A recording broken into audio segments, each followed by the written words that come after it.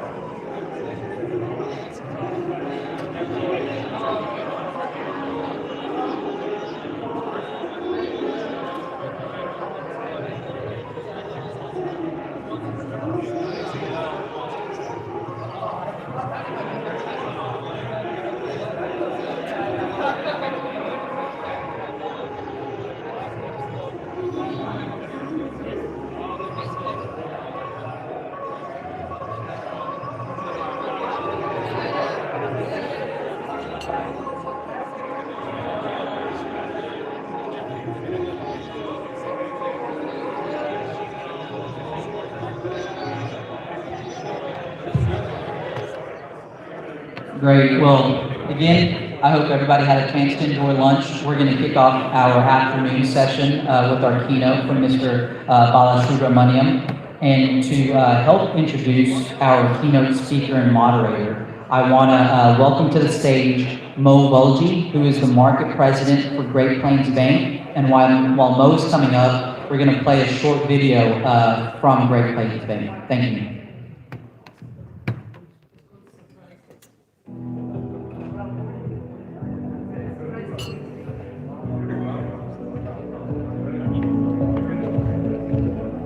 Good morning, my name is Chris Shaw with Great Plains Bank. My team and I are delighted to be here. Thank you, US India Chamber of Commerce, for inviting us to this conference.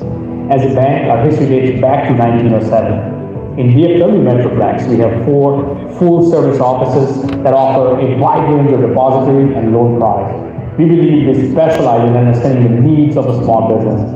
In fact, we currently work with over 200 IT companies that are based in Texas with their working capital needs and have funded multiple M&A transactions. For more details, please stop by at our booth or grab me or one of my colleagues. Thank you again and have a good rest of the conference. Thank you, Kamal, for the introduction. As Kamal mentioned, my name is Mo Bulgy, and I'm the market president for our Irving office at Great Plains Bank. On behalf of Great Plains Bank, I'm excited to be here today and support this year's conference. At this time, I would like to introduce our afternoon keynote speaker and moderator. Our moderator today is GS Sagu. GS has a proven track record of fueling growth in leading global technology organizations across USA, Europe, and India. He has successfully executed multifunctional corporate initiatives for major corporations, including Perot Systems, Tech Mahindra, and Mar Labs for over 20 years.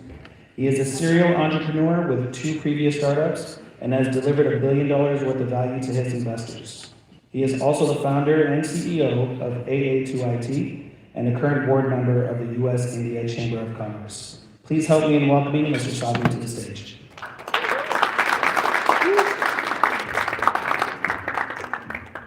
While GS gets settled, I would now like to introduce our afternoon keynote speaker, Mr. Arun Balasubramanian. Arun is a seasoned business executive with over 30 years of international experience across telecom technology, business development, sales, marketing, and strategy. He has a strong background in building and managing services businesses in the telecom sector in India, US, Israel, and France. Before joining L&T Technology Services, Arun was responsible for establishing and growing the digital network services business for a leading Indian conglomerate, helping global telecom operators streamline their digital transformation journeys. In his current role at LTTS, Arun is responsible for expanding their next-generation communications services across the global telecom ecosystem, comprising of technology partners, service providers, and enterprise users. Please help me in welcoming Arun to the stage.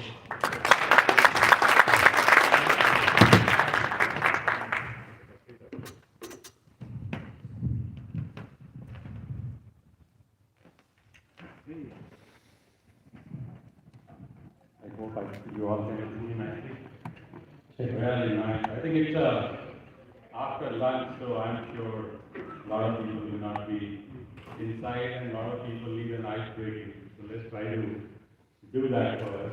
This is a chat with the friends. We know each other for too long. Okay, so how many of us know or know Mr. Arun very well in this room? Oh, wow, many hands. So, what about, there is one company we all know in IT who has gained the list, and that is L&T. Otherwise, we always know TCS, Infosys, Wipro. Now we have top 5, which is L&T. So, what do you think? How many employees say L&T has, or what kind of turnover they have? Any guess from the audience?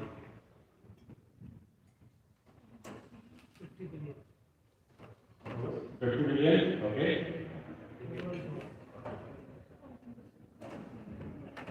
Anybody, any other guess?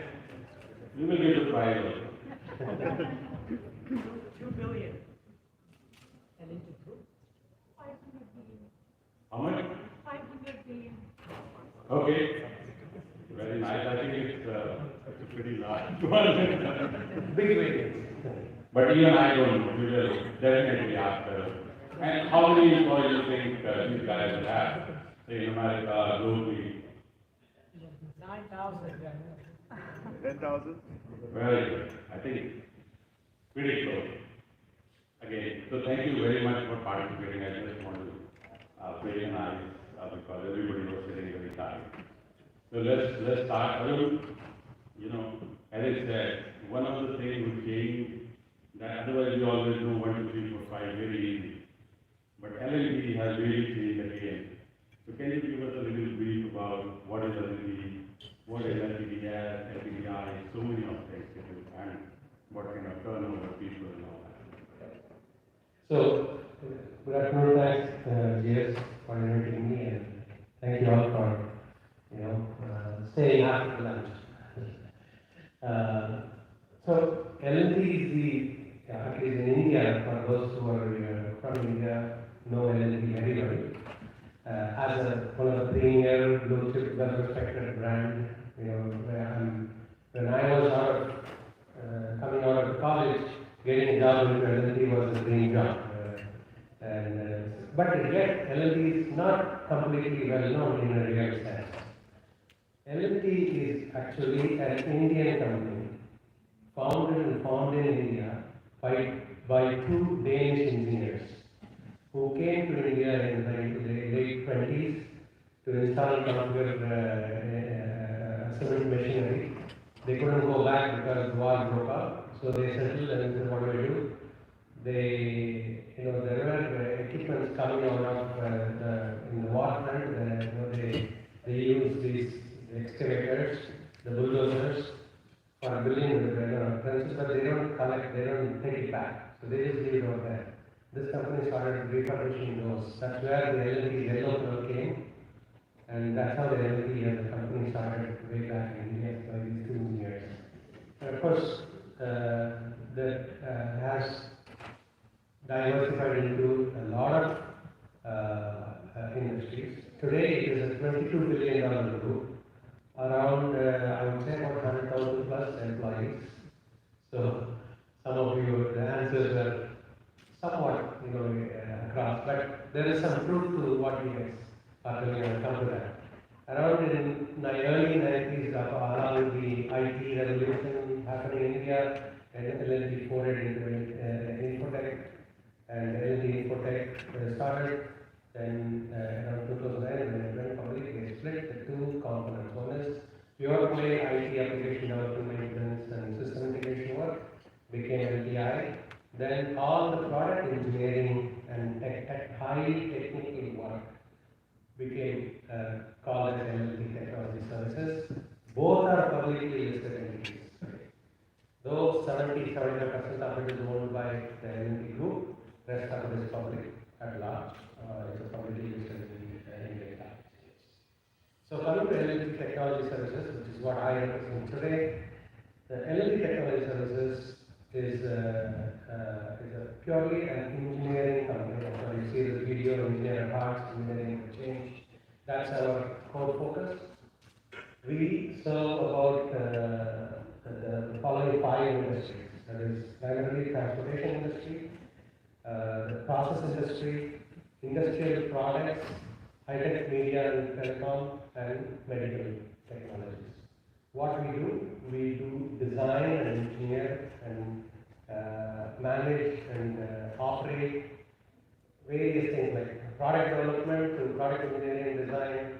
We call it chip to cloud, and that's what we call. And one of the recent addition to this is, many of you know L&T is big into building these large infrastructure projects. We have built airports across the world, bridges and seaports, railways. Along with these physical infrastructure, in the last 20-25 years, the digital infrastructure has become essential. Right? A digital infrastructure meaning all the fiber and the security appliances that need to protect these, the digital infrastructure, the ICT infrastructure. So this L&T created a group company called Smart World Communications, and that Smart World Communications was primarily building fiber, building camera networks, security networks, smart factories, all these smart and safe spaces and smart governance tools are all now acquired by the L&T Technology Services and merged into L&T Technology Services, which is the next generation communications group that I represent. So as part of it, we plan, design, build, and operate the digital infrastructure.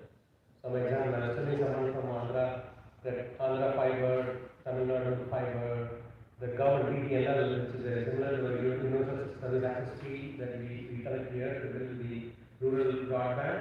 Similar thing is initiative is there in India through an organization called BDNL, Broadband Networks Limited. It's a government organization that is instrumental in connecting the under-connected community, where the big brand private companies don't want to go.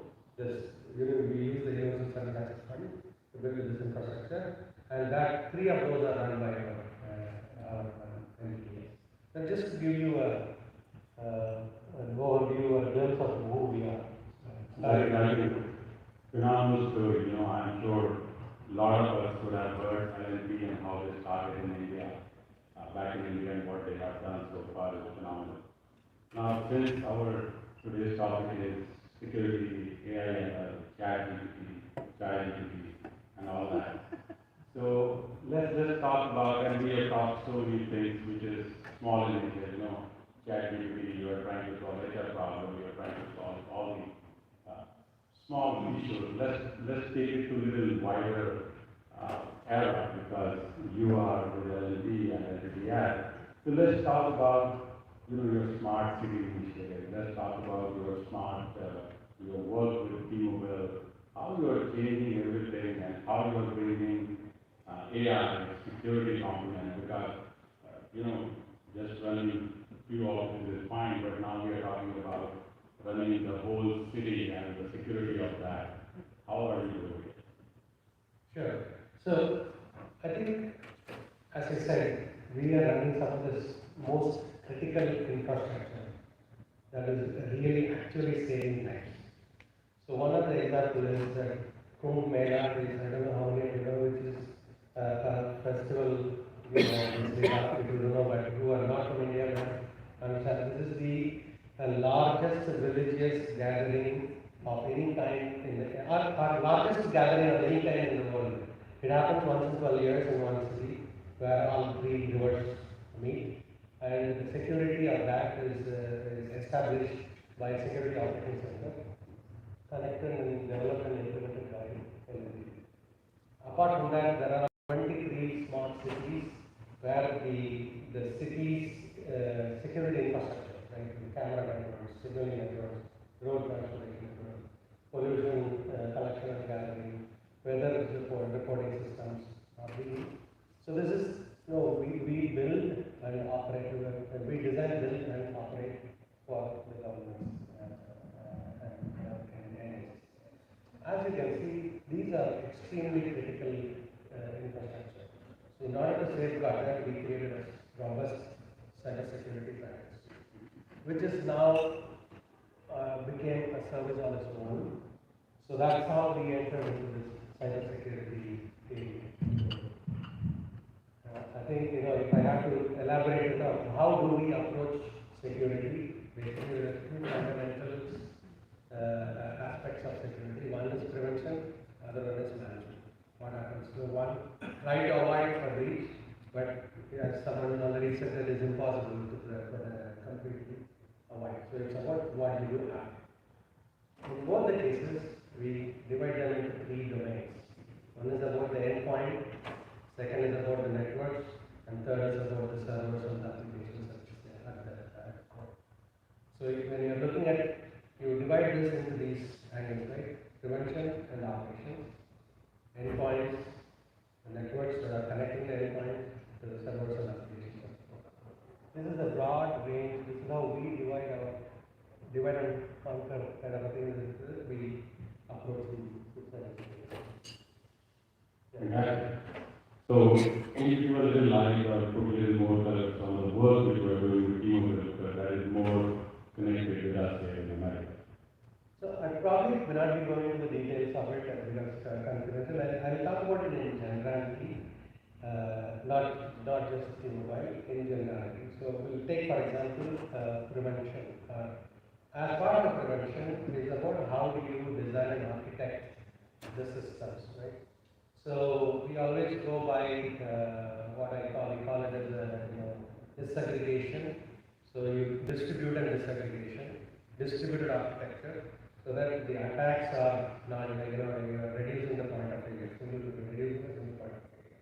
So you try to distribute as much as possible, so that you are reducing the single point of failure. So one of the design parameters, right? Second is about ephemeral, meaning temporal. Create processes and subsystems that doesn't have a long life. They don't run for, they are able to bring down, so that your attacks are temporal. So that's ephemeral, right? And then immutable, which is protected. Right? Make sure that these are some of the design patterns that we apply when we are designing systems from a prevention perspective. I don't know if that. No, absolutely. Too much of technical. I think all the audience is tech audience, so happy to hear that. So let's talk about new securities, like how are you taking the AI or ML component to that? what kind of approach you take, we all need to handle, because it's a very thankful job. So phishing attack can happen only once, but you have to keep on watching whole time. So what is your view on that? So this is a really good question. This is where the second component of security, which is the body block. So the management of security is a monotonous job. It's a fatigue sets in. People, you can't be continuously sitting and watching and monitoring. So you cannot. It's simply impossible. One example is you're the PSA security line and you walk through the security. The person who's, sometimes you get irritated. Why he is taking so much time to push your, baggage through. Just put yourself in that your other person's shoe. He's sitting and doing that like day in and day out, and like hours together. So in order to reduce the murder, they bring up a lot of automation. They keep changing shifts. So you just cannot take man-hour. But we can automate it and all. That's where we do a lot of these playbook creations that we do. That's where we bring some of these AI ML. It is algorithms that we bring to the table. Learnings. I always, someone already, I think, mentioned in the morning, AI truly is not really artificial. It is assisted intelligence. It's a human assistant. It's a co-pilot. It's a right word that someone used. It's a co-pilot to you. That's what. That's how we approach this. Fantastic. So, co-pilot, right assistant for you. So, what do you think, because you run a large program, what kind of budget somebody has to put aside? What kind of, is there any yardstick? I run a company, what is my yardstick? How much I need to spend on security? And I'm sure a lot of people in this audience who are CIS would love to listen from your perspective. Absolutely. So, again, today Army and met with her yesterday as well. They are into regulations, right? They are into certification, right? Compliance and certification. We do everything else. We do the actual work before and after, right? So part of this is that this question is always asked about it. What are the tools? What are the budgets? So there are there is a lot of these modern lines of tools, intrusion prevention, and original older appliances like firewall, and now there is a new thing called the diode, data diode. I don't know how many of you know about it. With all OT, IP segmentation, so with all there's called SIEM or SIEM, SOAR, that is the security event management, SOAR is the operating response team, response management. So there are about 25 different product sets that are available that as CISO will have to deal with. And a typical budget that we as a company, we recommend, that's what my head of security guides, is about $2,800 per year is the annual spend you should be spending on your CISO. That puts together all these products and services. It's kind of like a rough rule of thumb. We recommend. That is perfect. I'm sure many of us would not be spending even 2,800 in total on the security or maybe 288 or all that, because this is something which was not in the way not everybody started talking about it. So let's go to a little more innovative stuff. We hear so many of digital twins. We talk about AI, but it's how this ethical generative AI kind of a thing works. So let me first start the digital twin part of it, because as a technology services, we spend a lot of time designing and building engineering components, right? So we have a robust digital twin practice where we really model a small part or a complex system, right? It could be a turbine or a generator, which is built on physical, chemical characteristics of the components, subcomponents. We model that, we use tools like ANSYS, MATLAB, several other tools. Build a complex model based on that, and we use it to generate conditions. You don't have to actually, olden days you might have seen those, how the aircraft engines were being tested or the generator tested with a physical stress, actual stress test. But the same stress test can be done with the digital models. That's the purpose of the most of the digital twin work that we do today, right? But coming back to, as part of all our engineering work, we use a lot of AI and the model-based engineering that we build in. And part of that, what we call as the embedded AI embedded. A good example is that if you have a software system or a network system that is, generating an error or an alarm. And in telecom world, we always talk about FCAS, right? From configuration, alarms, and performance, right? This is the main thing we talk about. But it typically, an AI and ML analyzes these logs and then creates algorithms to take corrective actions. When we do AI embedded engineering, which we embedded this into the product itself, because the product is the one that is the same application is the one that is creating these logs. Why not these AI algorithms are built into that and these logs can be used to self-correct itself? So that's a major area that we are. But coming to ChatGPT, that's a little bit of right now, that's the flavor of the year today, and it is what like someone said today is it's like a Manhattan Project. I totally agree.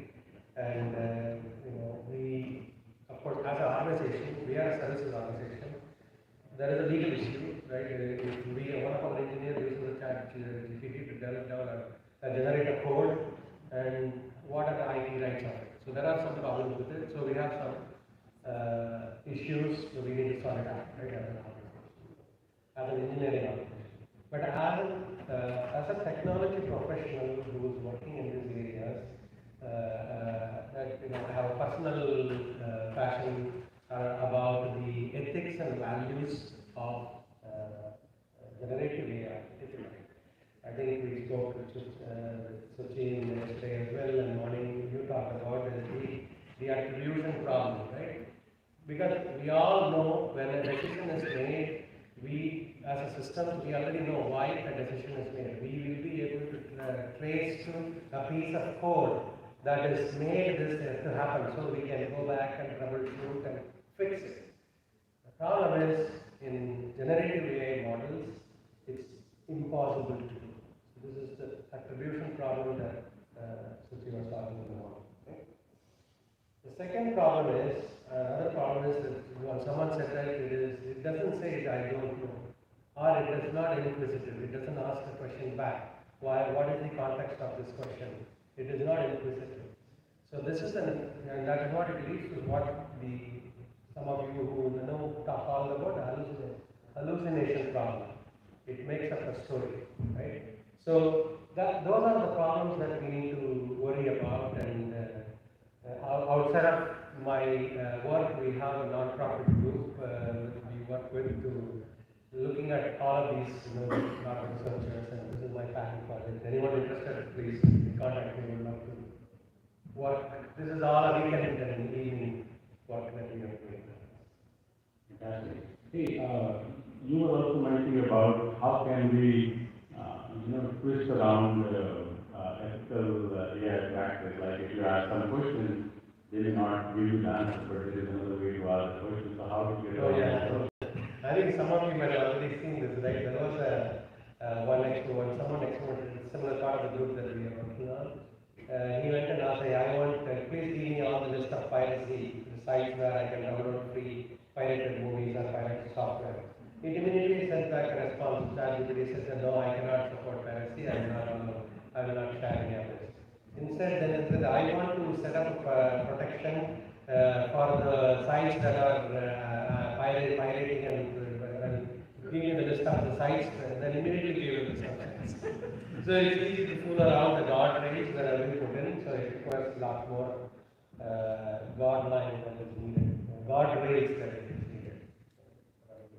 And the guy who did not check EPAM, the same podium, you must check, because I asked the same question from their model, and I said, I want to block following site, which Shell pirated this thing, and she has given me all the list of the sites which I should stop.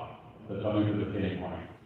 So let's talk about, one of the interesting things you said, we all are taking, and everybody knows the AI is coming, everybody also knows that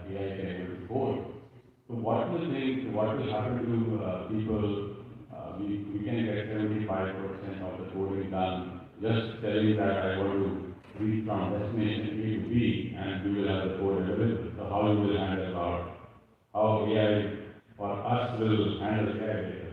No, I think this is a morning also had a discussion, conversation around the job security and what will happen to our jobs. And this has been a persistent question from the days of the Luddites. You know, have you heard of the Luddites? When the spinning wheels were coming in, the steam spinning wheels came in. There was John Lewis who went around breaking up the automated steel, the clothing mills in Manchester. So his name was John Lewis. That's why it's called Luddite. So we shouldn't be Luddite. As being technology professionals, we have to embrace the technology. I don't know what is a new job. Yes, as a coder, the whole time, your productivity is going to go through the roof. There is no doubt about it. We already have these low-code environments, low-code environments. That is a given. But there will be some other new job. There will be, I can just think about, curating data. You already have AI, data operations, new job that is coming. So there will be a lot of new jobs, new skills. If we have to be, that is why we are in technology, because that's what excites us, right? Okay. So I think you guys are also presenting something outside. So what exactly is that, so that audience can go and now see? And one more thing, Arun is staying with us, so anybody want to talk to us after this, they can always catch it. Yes, it's a very interesting. It is IA, Intelli Agent. It's a tool that we developed to automate test automation. Especially whatever you want to test on your mobile phone, whether it is an app or the network, that is automated and manageable, cloud-based, SaaS-based. You can distribute infrastructure of devices and trigger tests from a central location. So extremely automated, sophisticated data analytics behind it. So feel free to go over to my great friend Chavi has been here since morning. Thanks, Chavi. So I think I know that being a large organization, top 5 in Indian IT and all, so you have to invest a lot on the innovation, lab, local scenarios and all that. So what is that LLP is going to make sure you are on the top of the curve? Absolutely. So my passion project is this is what we have about 80 different labs across the world. Right here, we have Peoria and labs where we do mechanical simulations, electrical, chemical. So there are so many labs we make real stuff.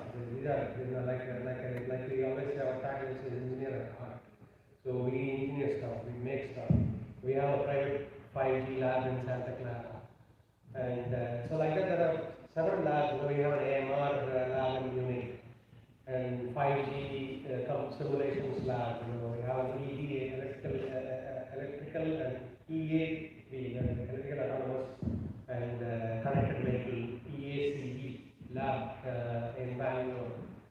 We have our own fully autonomous car that we have built as a demonstrator. So there is so much that we do in these labs, and I'd love to share it from the Fantastic. I think I have a question from the audience.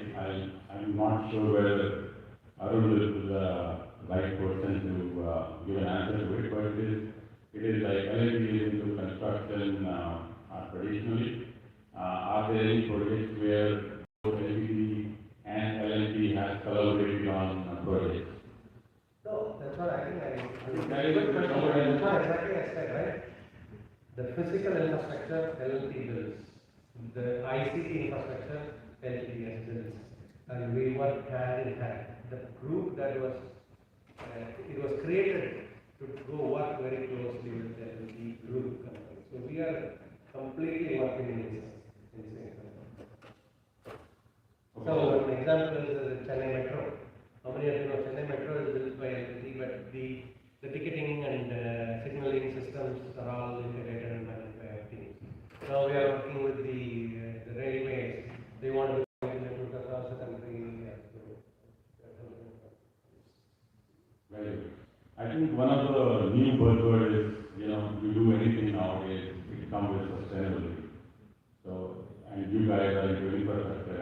providing. So what is that you all do to ensure that you build that sustainable? Absolutely. I think there is a huge effort, initiative that is going across the country, across the company. When we build a building or a facility infrastructure, energy savings design, energy oriented design is paramount. But in the LTTS side of things, we have something called Green Edge Data Center, which is actually the operational cost is 30% less from an energy perspective. It is water cooled. It's not really water, but it is a dielectric. It's a dielectric liquid cooled. There is no need for any air conditioning. It is liquid cooled water. We can actually plug in a data center. It's primarily used for edge applications, where you want local applications at the edge. So you can just plug in, drop this pod with its own compute network and storage infrastructure built in. It's all water cooled, and it will consume 30% less energy than a regular data center. Fantastic. So I think we all heard about L&T 22 billion, top 5 in 90, doing all that good things on the telecom side, especially. So I think the last question I will take is on the product side, because your focus is product. So what is that you see the future with so many of things coming with AI and on the product side? So from a product engineering perspective, is what I think is how the products are developed and brought to market. Right? The life cycle it used to take when you conceptualize the market, conceptualize the product, right? And it used to take months to see the market. Right? It takes anywhere between 18 months to 28 months. The cycles have come down drastically now from conceptualization to samples in a few weeks and test it and foolproof it, and within a few months it is in the market. So that is the key thing that is happening around product development, product engineering.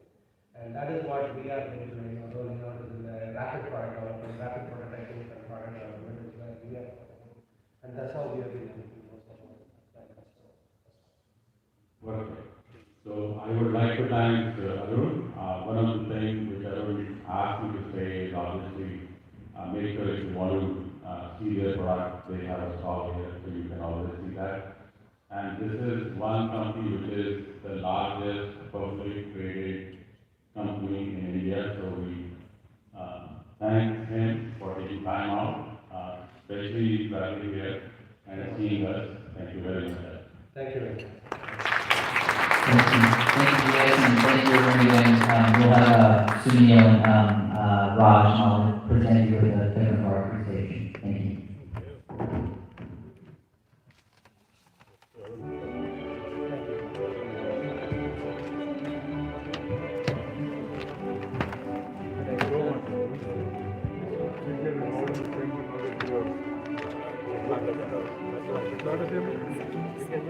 Very cool. Come on.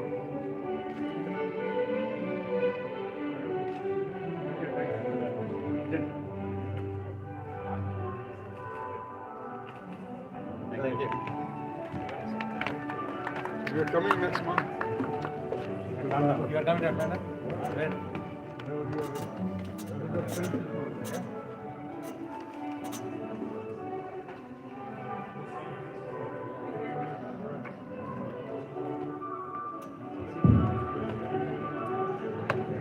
Thank you again, GS. Thank you again, everyone, for flying from Atlanta to be here for this conference. So now, to end our conference on a high note, this is one of the panels that I was looking forward to today. It's our Startup CEO panel. And we've got 4 panelists and a moderator for this panel. And the unique thing about this panel is that we've got some very impressive folks who have started up their company, but they represent some diverse backgrounds. And I think they're going to have a great vision, a great view, and some great discussions on what the intersection of technology, starting up your own company, and being a CEO of that company and what that looks like. So I would like to kick it off by introducing our moderator today. Our moderator for this panel is Decker Pushkar. Decker is the founder and managing director of Dallas Venture Capital, DVC, which recently announced the closing of its $80 million Dallas Venture Capital Fund 2. Decker is a serial entrepreneur turned visionary investor who had the foresight to launch one of the first tech-focused venture funds in Dallas.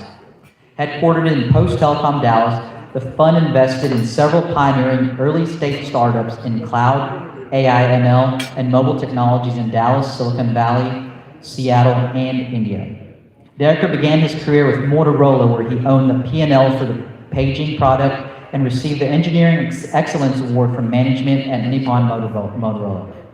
In 1995, he founded and served as CEO of JP Mobile, where he pioneered the industry's first mobile software solutions company and is considered to be the inventor of wireless mail for the Palm PDA platform. He has been involved with the Dallas chapter of the Indus Entrepreneurs since 1999 and is currently a charter member. Decker is also a member of the board of directors for the U.S. India Chamber of Commerce.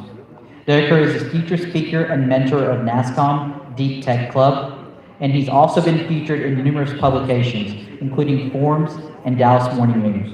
Decker earned a master's degree in computer science from Nova Southern University. Please help me in welcoming Decker to the stage. Thank you so much, Decker. And while Decker gets settled, I would like to invite all of our panelists on stage as well. Today we have with us Kira Mishra, founding CEO of Cyber, Rizwan Sheikh, co-founder of Austin CSI, Arun Singh, CEO of Alliance Services, and Subbu Rama, CEO of Vulcan ID. Please help me in welcoming them on stage. Thank you so much. And Decker, I will turn it over to you.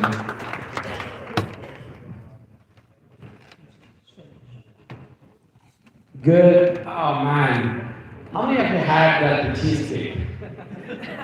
I had it. I don't know how you can even sit down and talk after having cheesecake. Let me make sure just make it this little more lively. I told them I'm not going to ask much of the because we have so much of cybersecurity and chat GPT. I was like, oh, it's spinning like you're doing something much higher. Right, so let's kind of focus a little more on the business, all the state entrepreneurs, the startup companies, building companies. I'm pretty sure they also kind of run through ups and downs. Like I have gone through as an entrepreneur. So I want to kind of ask them to first start with their background and how they got here. Basically, why did you start a company? Please kind of focus on a little bit of your background, but why did you start a company?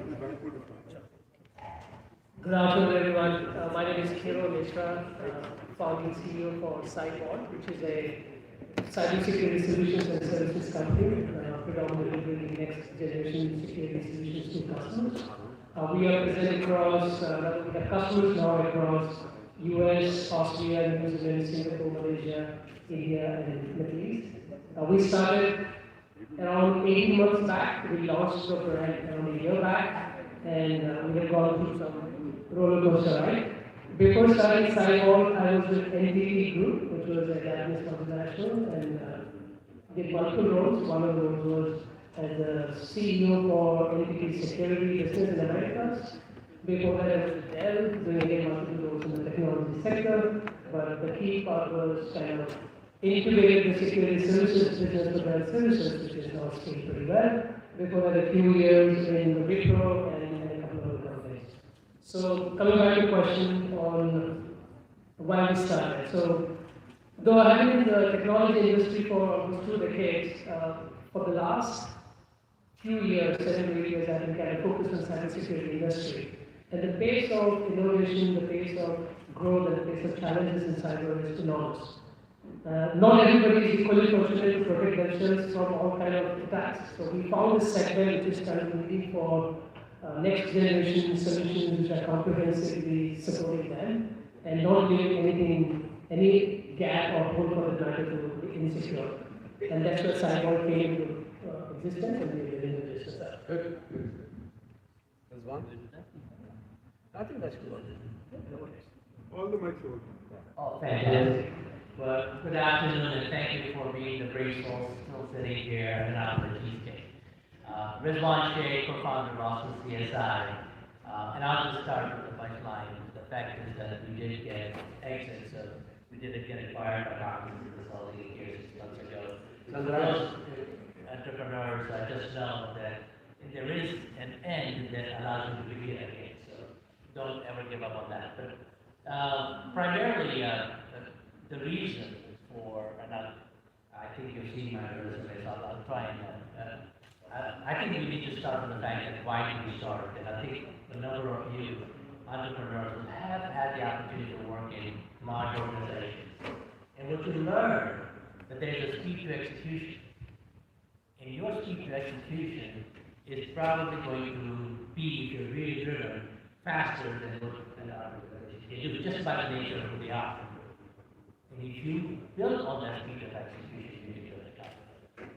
And I think that's what we've done. We've been very fortunate to have 12 of the Fortune 40 companies. There's a very robust business to the extent that a Fortune 500 companies came calling to be and build an organization of consulting services, in and around the technology that they have built. So I would love to address anything that's relative to building a company and what it means in the world that we live in today, which is very moving quite rapidly. It is on. Yeah, hi, good afternoon, everyone. My name is Arun Singh, and I'm currently leading 2 cybersecurity companies. One IFS Services and another one Network Intelligence Consulting. We recently went through this merger, and both these companies were combined together. So IFS Services primarily focuses on identity and access management domain, whereas Network Intelligence, their focus is on rest of the cybersecurity, including GRC, application and data protection, as well as integrated threat management. So combining these two together, we offer full spectrum of cybersecurity capability to our clients. Prior to taking this role, I was a partner at Ernst & Young here in Dallas itself, and before that I worked as a managing director at Accenture, and prior to that I had a security business for Wipro Technologies. So the second part of the question, like how I jumped into the startup and building up the solution of the company. I would say that right from the beginning, I was very interested in the question of identity. And if I say it's pretty intriguing, like understanding who am I. And for part of the answer, from a spiritual purpose, I look for in Mandu Upanishad, which is many of you know that very nicely, beautifully describes who am I, how do you find out your own self. But for technical reasons, while my entire 2.5 decade in cybersecurity, I noticed that every single breach actually has got identity involved into that. So identity is the most attack surface in the industry.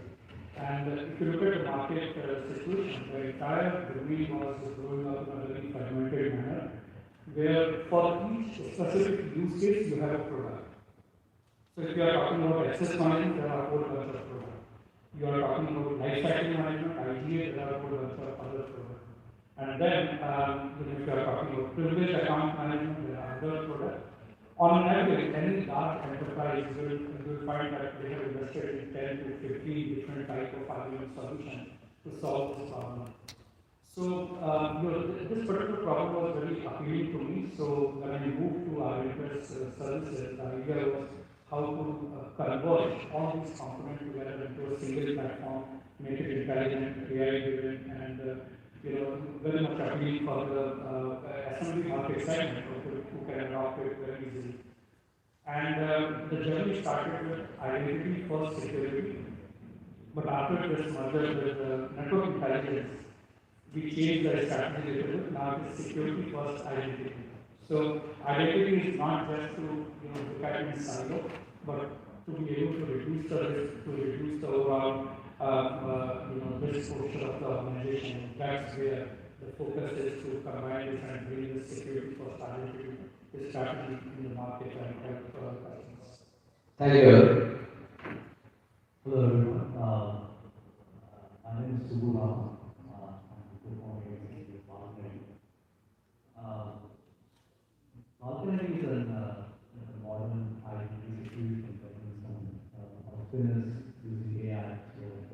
landscape space, IT security law. It's like car industry. There's so many cars, and our whole thing is trying to get the best out of the industry. Arun gave a lot of background on why the thing that he said, and some of the things that he said also reasons I started this company as well. Prior to this, I had founded a company called Infusion. We pioneered GPU integration. We sold that company to VMware in 2019. And this is my first company. And the second part of the questions that I asked is the profound question is why did you start the company? So I came to this country to study as an immigrant, and I worked in an organization, worked in India for quite some time, and then I got my green card, and I always wanted to be kind of start my own business. It's all around, so that's not how I started my first company. So it was just a curiosity I had. So it was wanting to start. This was the time when 2003, 2009, 2010, where all the startup trend was pretty much in the States. Accidentally, I think the inspiration for starting my company was watching the movie Social Network, and spending the weekend completely programming and stuff. So that's not how I started this company. And then I'm a little outlier in the panel where this is my first cybersecurity company, so I just love the new things. So cybersecurity I jumped into it because I saw that the last 2 decades were IT decades. I think this decade and the next decade is going to be a cybersecurity decade. There are a lot of crazy public companies out there in the cyberspace. I believe that there's a big opportunity there, and the market opportunity for to start a cybersecurity company and start to do it. Good, thank you. As you can see, the panel has extensive experience, especially two of them are in internet companies. So, how many are here want to start a company? Entrepreneurs. Please put your hands. No, good, good. So, then we, after the event, we can start lining up. These two can write checks here for you. Your first check.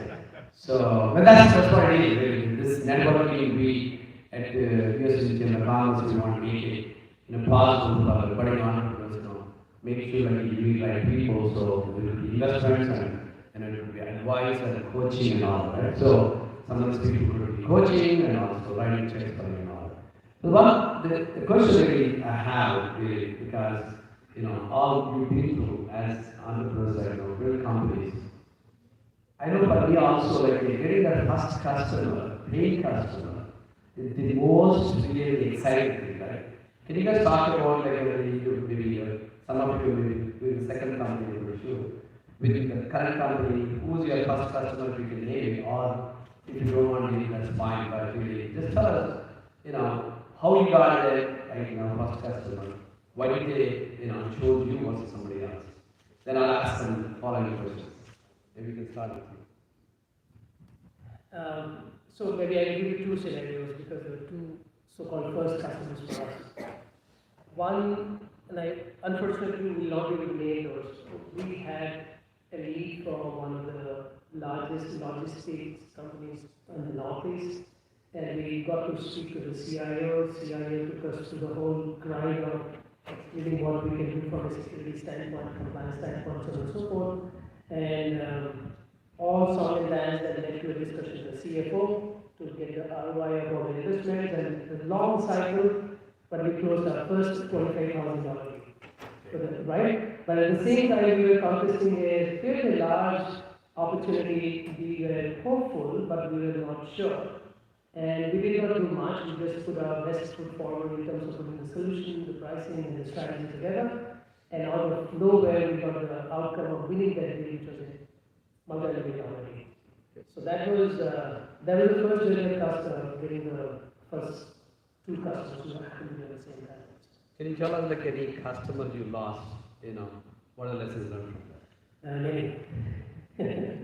So again, similar situation. We had maybe I'll give you an example of a customer in Southeast Asia. the deal was in a bag because we kind of scoped the requirements. The CIO, the CISO was speaking to us every day to get the solution in place, and he was very happy with what we had done. Commercial was fantastic, and finally we got to know that they had not won the deal. What we learned there is it's not all about the solution, it's not all about the pricing or the value proposition that you bring to the table. There's a larger organizational ecosystem that plays out, and there are certain elements which are not in our control where we lose out. And that was a great learning for us. And instead of getting disheartened, we learned our lessons, and then we are trying to do more than what we should ideally do to win the race. For me, one of the biggest lessons I learned, especially when you're trying to sell it to B2B software to large enterprise, I did not know who was Gartner was. So I thought like really, let's get in there and really the best product we have and people will buy. But really, because we're not listed in Gartner Magic Quadrant or not even mentioned anywhere, CIOs do not want to buy our product. So that's one thing, if you like to sell it to large companies, make sure like you do your research, how you get in there. Without that, you can't even get it. So that's my lesson. Go ahead. I think we should just ask Push to react to all the questions, and that will be much easier for the audience. So the original question of, and if I get a little philosophical, just bear with me. Our first customer, without naming the client, was the telecommunications. And I think the biggest lesson was that there was an enormous amount of trust that was built outside of work with the client that was there previously. So when you are in a corporate environment or wherever you are in a social environment, just know that you don't know who you're talking to and you don't know who they are. So being forthright, upstanding pays off. So that was just a quick moment. I got a call that says we have a project. I cannot tell you what it is. I cannot. The first thing you're going to do is sign an NDA, and it's only going to pay $50,000. So what's the scope? What's the scale? Don't know. But the fact is that this person says I cannot trust anybody. I need you in this. What I realized is that I ended up signing something, and when we did the math, it was $1.25 an hour is what I wrote for. But the key thing is that what ensued after that very strategic work was a contract that lasted for many years. Not that I can say that, that was the start of iPhone. And we were able to develop and test the first ever iPhone. So that's how we started the company, and then it just went from strength to strength. Your message is basically make sure that you get a first customer, no matter what, learn from it. Yeah. And it only comes by building trust. Arun, go ahead. Yeah, so definitely getting the first customer is the most arduous task for any startup. And there is no secret sauce. I think, in my opinion, the first customer always comes from the relationship. So the leaders, okay, what kind of relation you have in the market, and from those network, okay, you put up where you can actually demonstrate to them. And then what happens, like, there are, two scenarios that I'll explain. One is that based on the past trust model which we have established, like in my case, I was a partner and already working for that particular client from EY. So the CISO knew me pretty well, and then he invited me as a trusted partner that, hey, this is a problem which we have, and can you help me resolve this issue? I have a little constraint in terms of time and the budget. So that trust model worked in terms of picking the first one. However, the second scenario, where what happens that if you are really desperate to penetrate into the account and you are finding that client has got so many different vendors who are already providing standard services, then the uniqueness and differentiation always pays off. So which means that figuring out that what unique value which I can actually deliver to the client. And in the second case, what happened that the client was looking for a solution, and they said the standard there, the cost is very high, and we don't have capability to develop it in-house, and that gave us an opportunity that why don't we co-develop it along with you, build it, you become our reference customer, we'll charge you here, just to sustain my labor costs, and after we can actually start. So that was another very good case.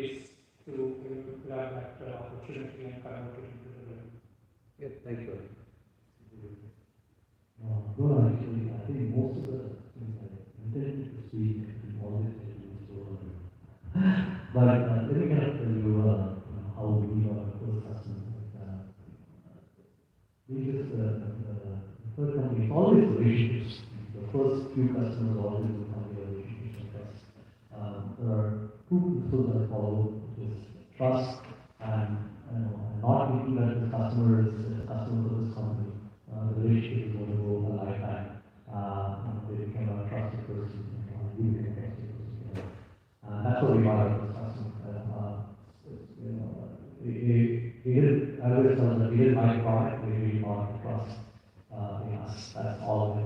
The number one product that we sell in our company is trust. There's a technique I follow every time I try to get a customer, a paying customer, is I always ask three questions. Is there a project? Is there a budget? Is there a timeline? If they have a project and a budget or a timeline, then yes, it's probably going to be a customer who's okay. If they don't have a project, budget, or a timeline, they're probably not going to pay right now. So, probably not going to spend time. So yeah. That's good. So as you can see, excellent, comments made by panelists here. Relationships, trust, and some of you already been in big companies. Arun and Rizwan, you built a company, but so you have relationships and you have paid trust. That's the reason you're able to get a first customer like that. But let's say like right now somebody getting out of college and they start a company, how would they get it? So, one of the things I have seen at least really works, now with the SaaS model, like you can build a product, no matter if you're sitting here in India, and pretty much you can get some few customers just putting it by credit card itself. I think that's one thing we have been seeing, what we call a product-led revenue growth. Really, that's one thing is happening. Would encourage you, especially people are afraid to start something. Right? I think that's the biggest problem. Especially I feel in Dallas because we have so many IT professionals here, but they go 8 to 5, then done after that they turn on leaving. They're happy with that work. So I'm challenging. I've been doing this one, like especially in Dallas, start companies.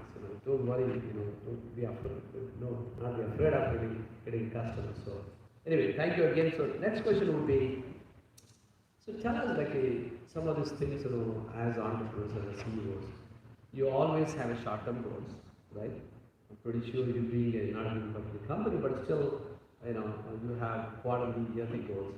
But how do you try to make sure like the short-term goals also really able to kind of give you your goals you achieve on the long-term vision of the company, but continue to keep the profitability in mind. Now, as you know, the whole mantra is the profitability of any startup company, not going at any cost anymore, right? I mean, that was the case in 2021, not anymore. So having the profitability in mind, how do you balance this? So the way we look at business, and you're absolutely right, the whole idea of stacking up customers and making losses is gone. Now we're looking at how can we build a sustainable business which is going to stay for longer term. So the way we look at business is essentially in 3 horizons. Horizon 1, 2, and 3. Horizon 1 essentially is talking about what is it we are going to do for this year, which is going to give us business. And especially cybersecurity, as you would have heard, technologies are changing a lot faster than any other industry. So we don't know what's going to happen in the next 6 years. So then we talk to Horizon 2, saying how the industry trend is going, what are competitors doing, what are the systems happening, and then you start building strategies around it and you get Horizon 3. Horizon 2. And Horizon 3 essentially is a bit of crystal ball modeling. So essentially you doing the prediction, think what might be relevant to customers, how your customers' ecosystems are changing and how they learn.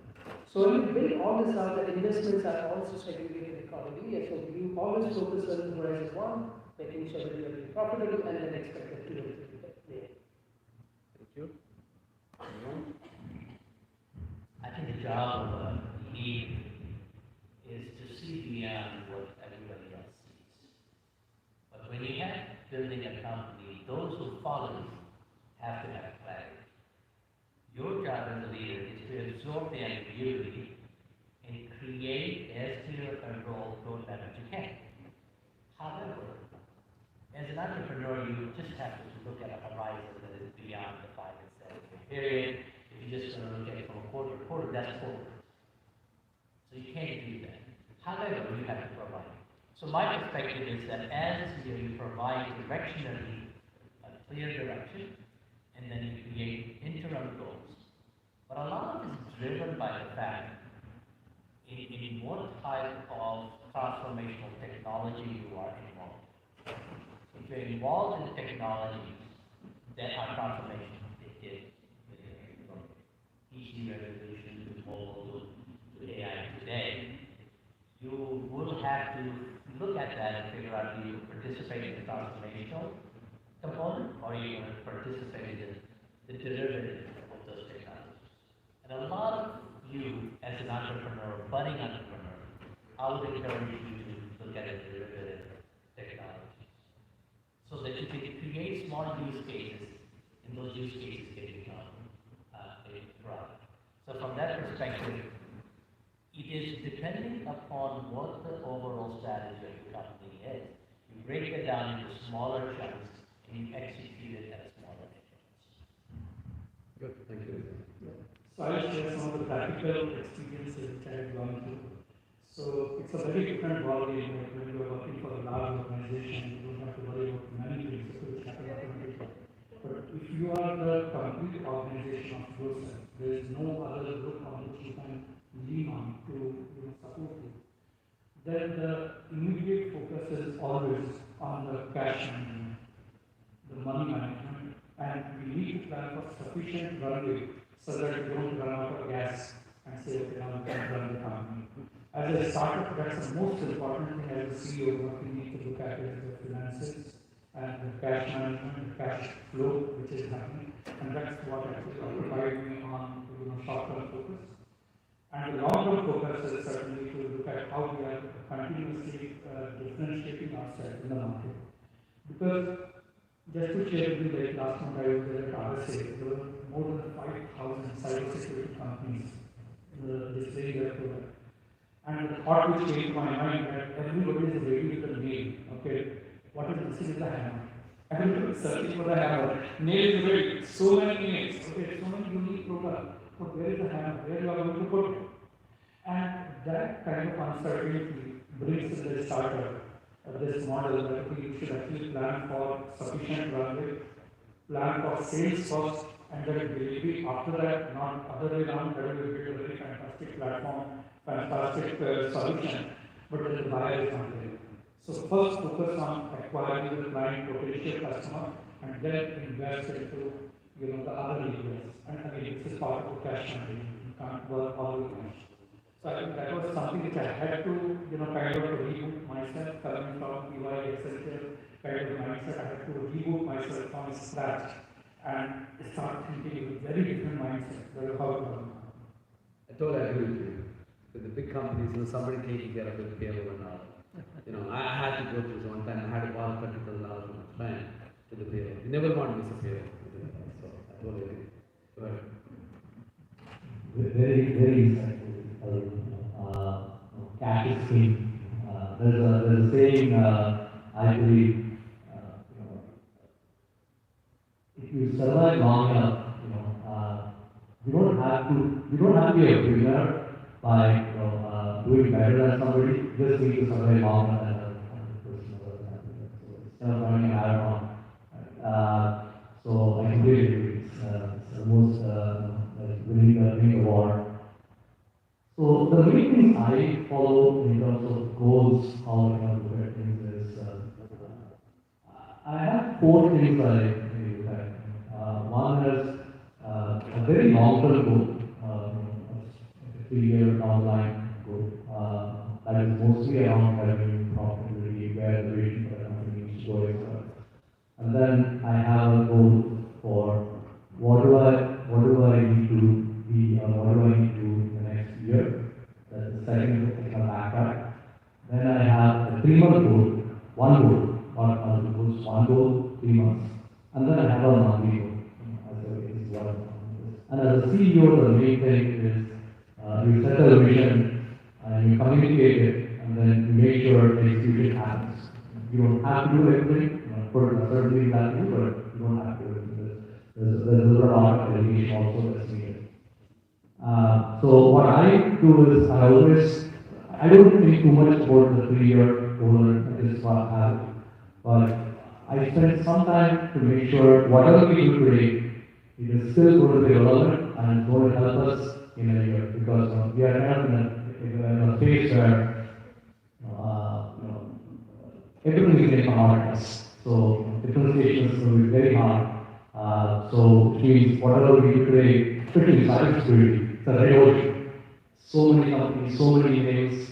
So we always have to be having to be on top of things.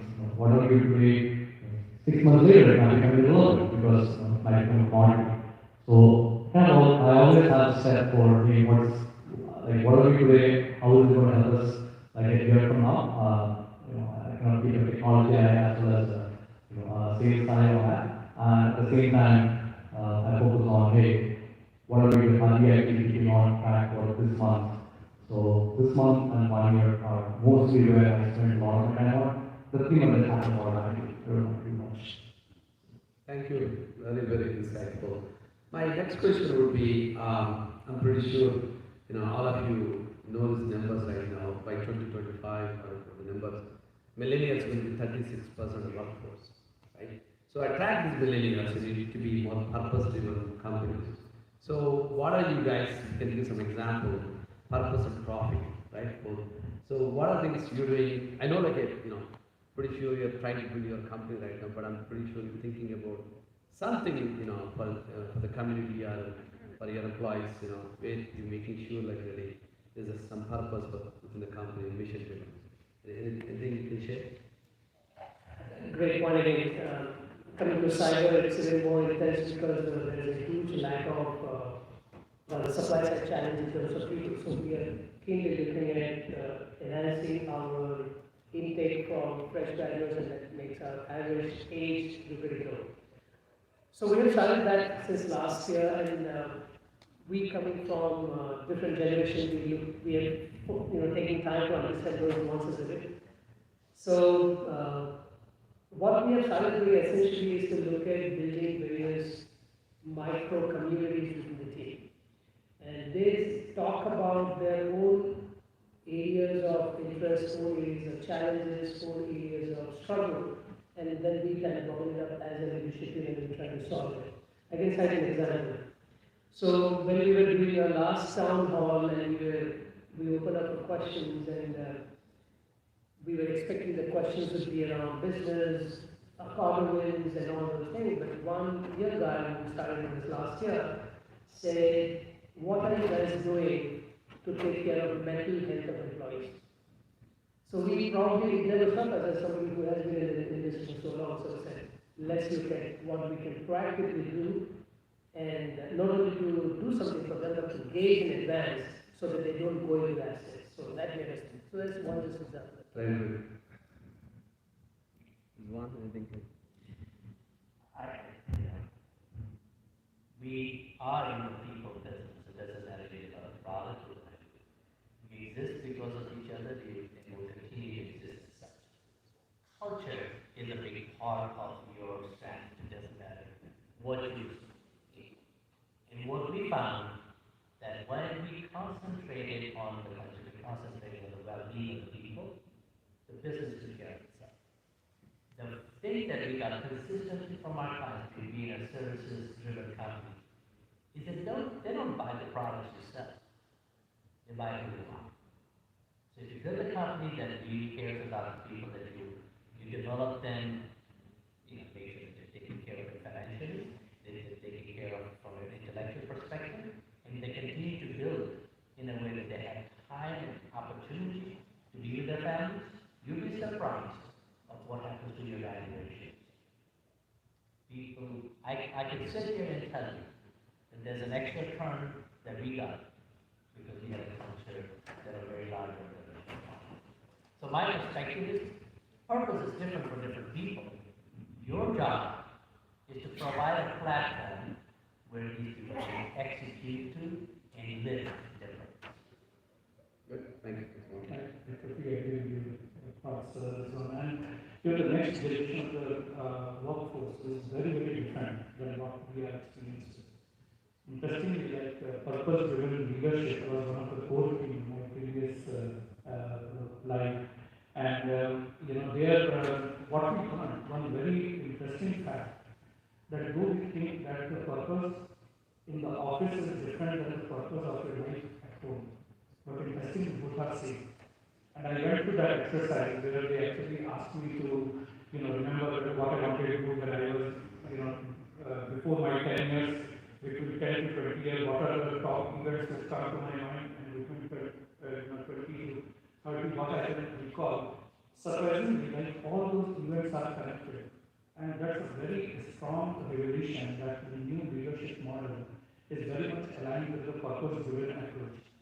And for each employee, the moment we align their purpose in life with the purpose in office or in the work environment, you will find tremendous impact in terms of their happiness quotient or their emotional maturity quotient and their deliverables.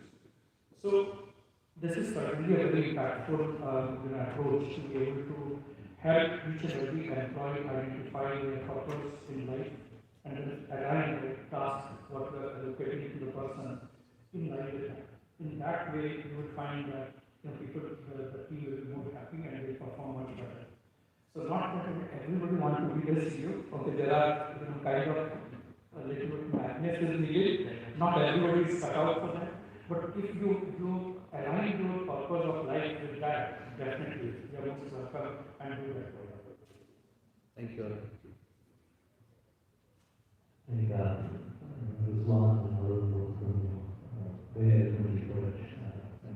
I'm going to reiterate what Ruslan said, which is lying to the goals of the individual with the goals of the company. Everybody has different goals. So one of the first things I do is I have one with everybody in the company. We're a small company, and even in the past, the organization was much larger. Always used to have one-on-one at least once a month with everybody, trying to understand if the purpose that they said when they joined has that changed. Because everybody has different personal purposes. For example, when you try to start, some people want to join because they want to make a lot of money. Some people will join because they feel like the salary here is much higher. So everybody has a very different life. And somebody might join because they love the problem. Somebody will join because they can grow in their career. And work might have very different. There's only one purpose in the company is how do you basically make money and create value for your shareholders. How do you basically provide value by providing value to customers, selling products, etc. So I was just trying to actually find that link. And and one of the things that has helped me quite a bit and actually making sure the purpose is always there is when we started this company, in my last company I thought it was I didn't write values when I started the company. This company I started, I kind of wrote like 10 values that we follow. And this was something that I kind of visually wrote, but then the team collaborated and they kind of keep it up to date every quarter. We have a GitHub repository where they pull requests for it, so we very scientific about it. And we try to stick to the values. And that basically kind of makes sure we kind of align to the purpose of the ultimate thing of the company. At the same time, these values encompass a lot of personal things that people might have as well. 10 values might become 11 values tomorrow as we grow. So that's one thing that has helped us quite a bit in making sure we're not getting to that purpose. Every quarter we revisit this and we come as a group and we really know. And one of the values that we follow a lot, and probably the CEO or the leader should follow that, is transparency. So I share good news and bad news with everybody. So there's nothing I don't share with the team.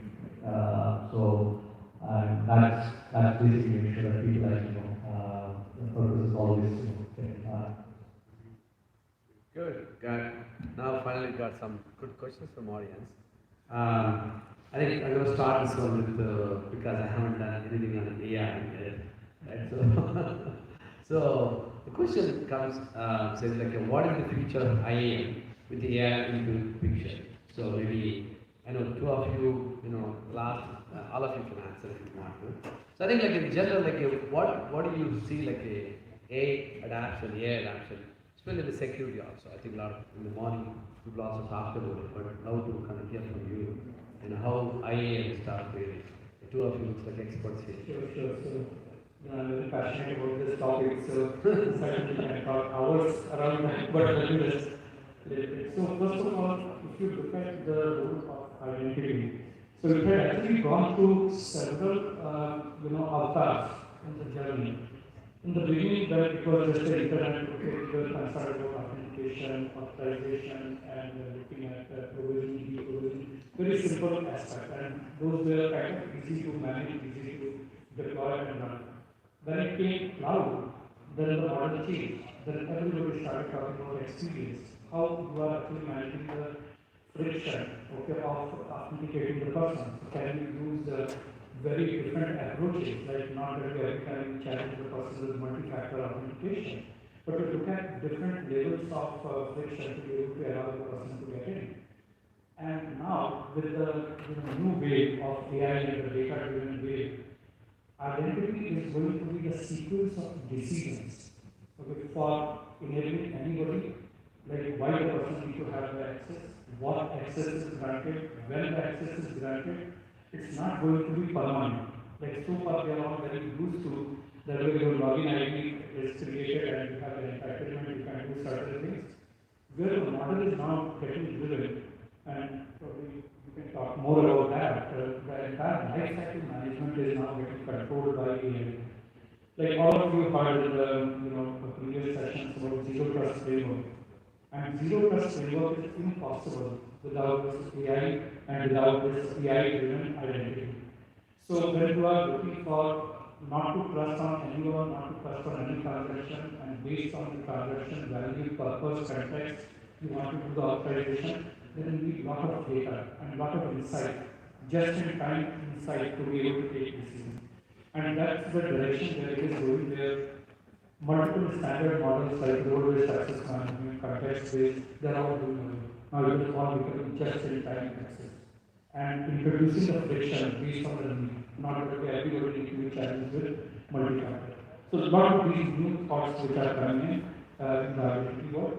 Maybe Subbu, you want to comment before I go outside? I think other than that, you could said that identity is integrated. But I wanted to take a different angle. I think AI is a means to the end. AI is a technique that we use. And AI can exist.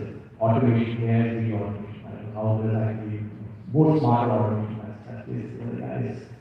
So the underlying thing in using AI in IAM or IGA, wherever, I think it's all about reducing the noise. So if you really look at, let's say you have an organization of, let's say, 10,000 people, and let's say the organization has 10 applications, 100,000 different access points, hierarchies.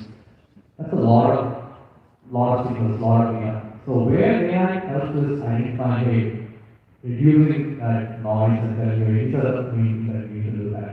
Or these are the recommendations we have. It's like watching in Netflix. There's a lot of content out there. How do you know which one you should watch? Or on Amazon, you have a lot of things to buy, which one you should buy.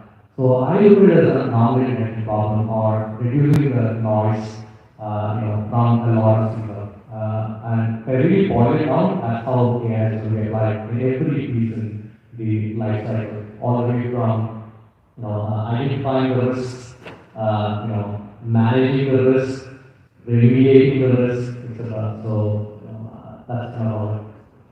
Very true. And the noise level had gone multi-fold in the recent years because 5-10 years back, when you look at the landscape of identity, it was just managing the employee identity, then businesses, partners identity, and the consumer.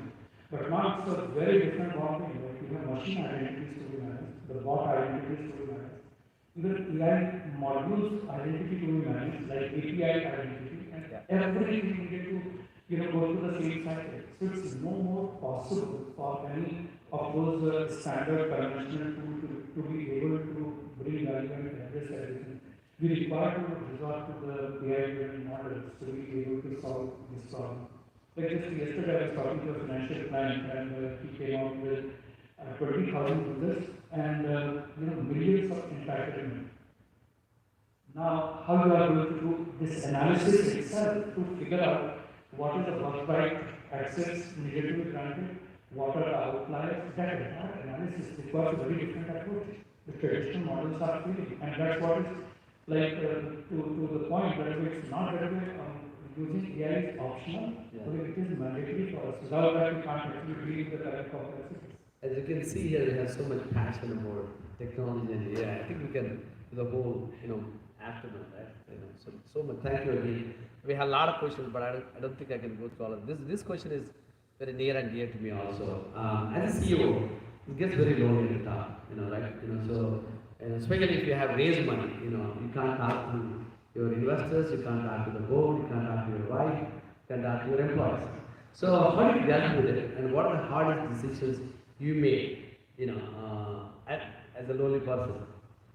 For me, luckily I have one board member, noticed, because my first board meeting was disaster. After we raised $5,500, thought we planned to go public, did not happen, and all investors and board members were very upset. So you can think of how board meeting was.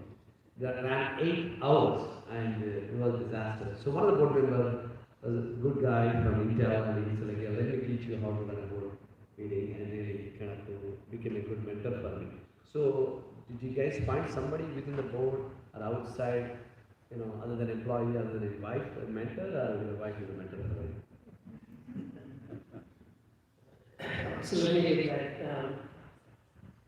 When you are as a core team, when you are trying to solve a mission, it's a team problem rather than individual problem. So we do have a set of people who we discuss on all the challenges. I think Subbu mentioned that all good news and bad news are shared.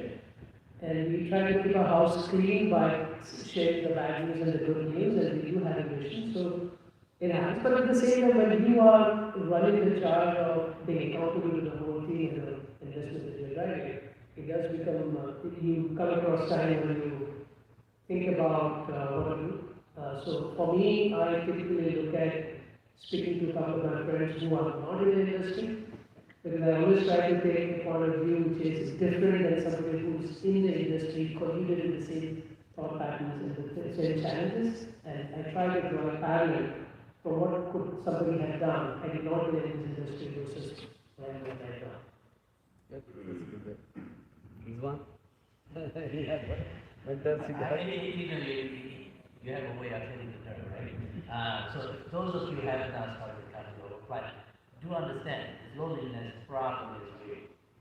You will get very close to your mate or the conversation you want to be doing. But on a practical level, I think the biggest thing I would recommend to anybody starting is just to have a co-founder. I think you do need someone that you will commiserate. It doesn't need, because you need to have that release valve to be able to have conversations that you cannot have with anybody else. And then those conversations have no consequence.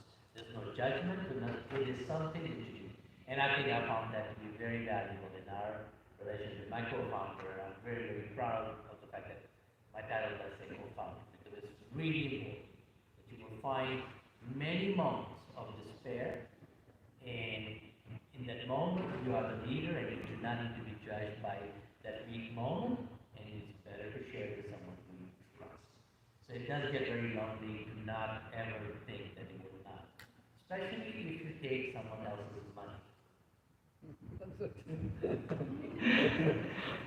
Yes, the problem is definitely, I also agree, the problem is real. And in my case, I'll also be candid that I use my life as a sounding board. So when I get nervous, frustrated on certain issues, luckily she is also from the IT field, so I use her as a sounding board to take out my frustration and say that this is what I'm going to do, what do you think? Okay, it always helps, like instead of just analyzing inside you, if you actually say this to someone, always helps. And apart from that, okay, I also am blessed with a very good network of mentors. I'm also part of some of the advisory board for other cybersecurity companies. And through that also I get a lot of mentorship in terms of getting the insight, whether hey, this is what I'm going to propose and how the board might react or any other idea, suggestion what you have surrounding that commodity with thought. Like Hero and I, we are very close friends, and Hero was a start. We also had this, just open conversation where he was picking up the technology stack, so which of the technology will make sense, which one will not. So having friends like Hero is also, a blessing, that having the network of CEO where you think alike and you can really talk about that, okay, this is a fear, this is a problem I'm dealing with. And I'm also thankful to him for giving me the connection, so it's helped me a lot to manage some of the crucial issues. There's a lot to actually share about this. Just one thing I wanted to share, which is the job is less lonely when you're very transparent and very irrelevant. So, for example, we are a very private company, but by being very transparent, I talk about good problems and bad problems with the investors, because they're at help, same with the team. So by doing that, the topic was less lonely. So everything everybody said, I think transparency really, there's a saying that the food sets you free. That's so true. And of course, one of my best sounding is my wife. So she's probably the best advisor I ever asked for in my company. Good. Just one more comment I like, not only in the startup as a CEO, but even in the large companies, okay, we actually go through a lot of those pressure and frustration. And one thing I really admire as a CEO, that there is zero politics. Okay, all the politics end before my level. And that's the blessing in a big way. Like working for a large organization, you need to deal with, even though you like it or not, there's a lot of politics which goes on. And larger organization, much thicker is the politics. So that's the advantage which you get to see the startup of this kind of role. I think this one question came from looks like an undergraduate here. What should do for them to become an entrepreneur? I know we can talk about for an hour, but any quick suggestions for fresh graduates coming out, they want to become an entrepreneur, what they should do, where they should start? I can tell you, when I started, I did not have any this kind of conferences and this kind of advisors help. Until we raised money, I did not know there was an organization called even Tide organization, which is an Indus entrepreneur group or any other organization. And there was so much help available in every city, pretty much incubators and accelerators and a lot of advisors and people like our panelists here. They would love to share with you or coach you and all. So that's what my advice is. I want to ask you what do you think where they should start? I think first they should be ready to fail multiple times. Because it's not a hunky-dory to start something, especially when you're starting fresh out of the college where you don't have your network, you don't know many people in the industry. I think first find an area which you understand well and you can be even better as you grow. And that should be the passion, and then start building a business based on the passion and understanding that. And then everything will work out as you go. But I would say passion, see if it is one mentioned, if you find a co-founder, somebody who can complement you rather than overlapping you, and start the journey. Right? Other way to look at it, it's good to start when you're fresher because you have a long way to fail. That means you have a long way to succeed as well. I definitely recommend finding a co-founder, as was once said. I don't want to name a good friend of mine from Microsoft. He's a smart guy. But I don't want a co-founder because I had to give up the equity. I told him 100% 0 So so that's the mentality. Make sure equity. The pie gets bigger. More people benefit. If the pie is smaller, you can own the whole 100%. Nothing matters. So, and Arun is one. I think, if you're young, getting in your college, the practical thing would be look around this table and look around all of the people. And if nothing else, send them a LinkedIn request. It is amazing. I will accept more LinkedIn requests from college students than even some of my colleagues. Sí. Because if you do that, and then over time, nurture those relationships, and then what you will find is that it gives you a leg up.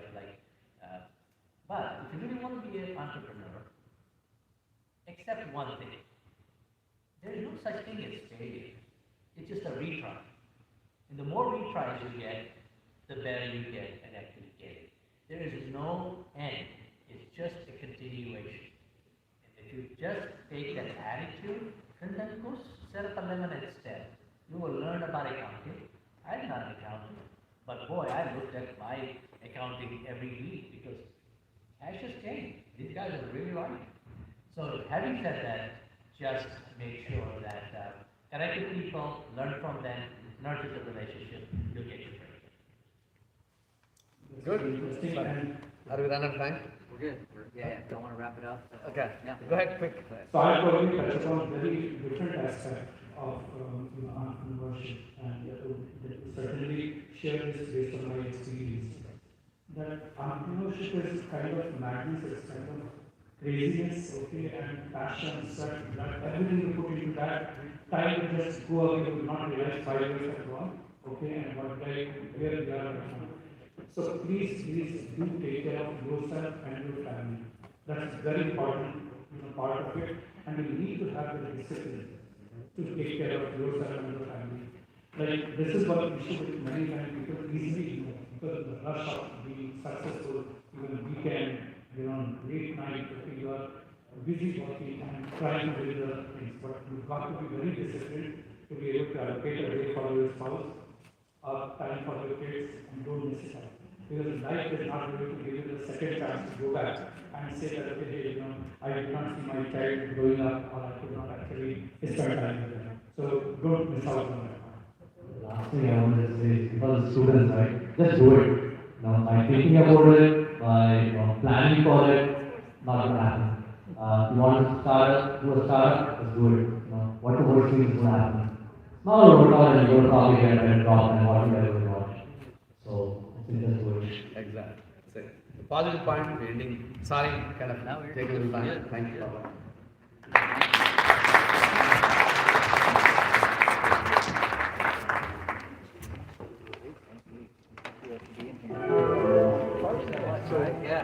When we rebranded ourselves in 2012, 2013, we created the tagline, connecting people, creating wealth. This time around, we are doing the rebranding again, post-pandemic. And now we are saying connecting people, creating opportunities. And that's where they concluded, connecting people, creating opportunities. And so one of the things that did come out is from a couple of professors that all the younger people who do want to, like Rizwan was saying, connect in the LinkedIn and etc.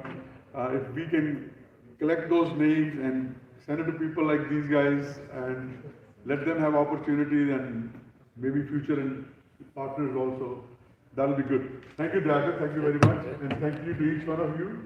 Amazing feedback we got from what you were saying. So thank you very much.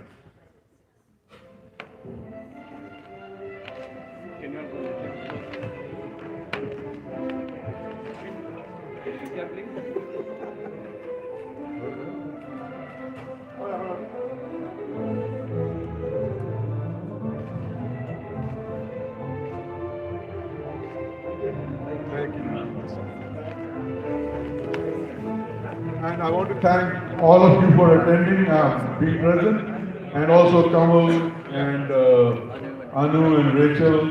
Thank you very much, guys. Thank you. Thank you to the AG team also. Good job. I got it. You can't rush me.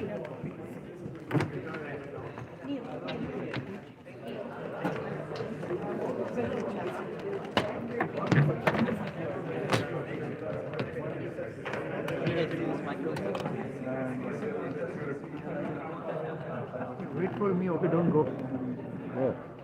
I can't leave Oh, yeah. Can I go? Great. Satish, do you just want to close us out really quick?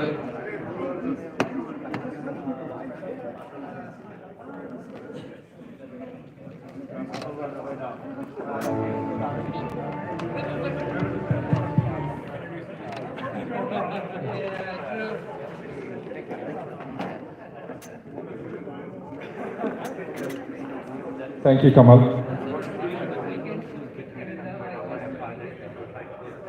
So it's an amazing conference, isn't it? Nice, nice, nice. So tons of information to digest, and it's, we heard from the industry experts, the top CEOs, CIOs, and CISOs, and a couple of keynote speakers, right? So these guys are really, have well versed with the technology, and it's a lot of information that we learned today. So I would like to say, first of all, thank you to all our sponsors who made this event possible by writing some checks, right? So those are the first one to thank for. The second one is all the panelists, keynote speakers, and all the people who came in as speakers here. Thanks for volunteering their time and coming here and as a part of our giving back to the community. So that's one of the motives behind the Chamber, US India Chamber of Commerce. And also I would like to say, really thankful for all the team from the Chamber, especially, the back office team. I would like to say thanks to Kamal and Rachel and Anu for doing all the work, hard work behind this Chamber. And thanks to our director, our chairman, Sunil Maneji, and many of the board members who supported this event. And again, once again, thank you all for taking time from this busy schedule and attending this special event, AI and Cyber Security Conference, which is, going to be bigger and better going forward for the next year. See you all soon at the next Chamber event. Have a good rest of the day. Thank you all.